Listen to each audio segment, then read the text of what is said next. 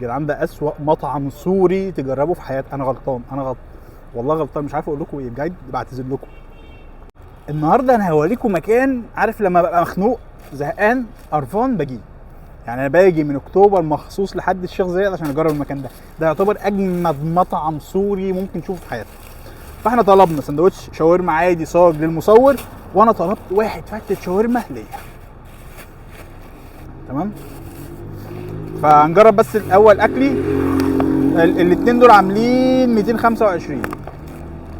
دي فتة الشاورما، الفتة لوحدها ب 160 جنيه بجد. بتاكلها بتلكمك، انت مش شايف قدامك.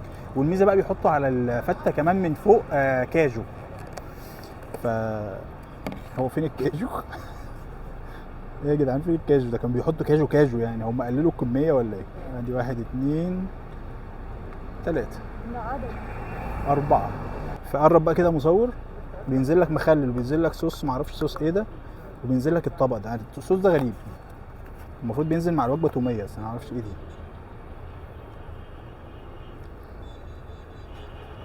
ايه دي؟ ايه ده؟ ايه ده؟ ما علينا. تعالى مصور نجرب الفته.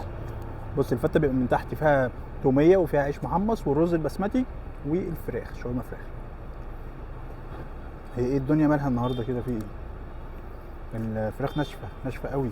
جرب كده مصور. فراخ ناشفه ليه كده؟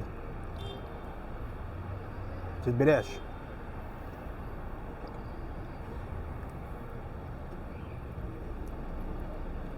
طب نركن الفته على جنب عشان واضح ان هي مش احسن حاجه النهارده، معرفش ليه.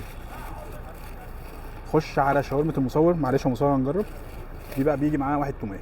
انا طلبت الوسط، في وسط وفي كبير. مش للدرجه يا جدعان، مش للدرجه، مش وسط. لا الوسط كان كبير، ده ب 65 جنيه السندوتش ده. فين الريسيت؟ هو ايه اللي حصل؟ مش فاهم في ايه. المطاعم السوريه مالها؟ عنده بسم الله.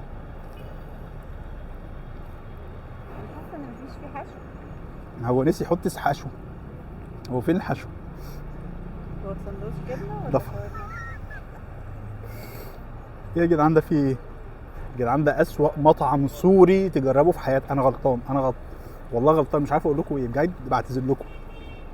هو ما فيهوش حشو، والله العظيم ما فيه حشو. ده فاضي، ده فاضي يا مصطفى. ما فيهوش حشو، فاضي، كل ده فاضي اهو. ما فيهوش حشو. قرب يا مصور. هو بالجبنه ولا ايه؟ انا عامله بالجبنه، بس فين الحشو؟ ايوه شاورما بالجبنه. شاورما بالجبنه. فين الشاورما؟ فين الشاورما؟ فين الجبنه؟